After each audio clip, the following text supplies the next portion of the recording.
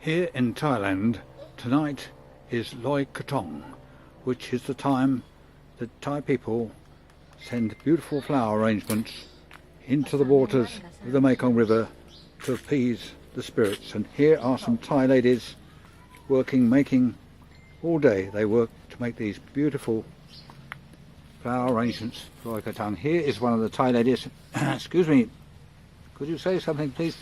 No. Hello, Sawadee Cup. No, go away. There's another Thai lady. Sawadee Cup. Wow, that's kasi. Oh, they're not very, they probably don't understand my Thai because it's not very good. Anyhow, there we are. There, over there is the Mekong River, past the Samlo. Samlo is a three-wheeler. And over here somewhere we have some of the creations which have already been made. Oh, aren't they beautiful? That one was made by Cody, that is very enthusiastic. There we are.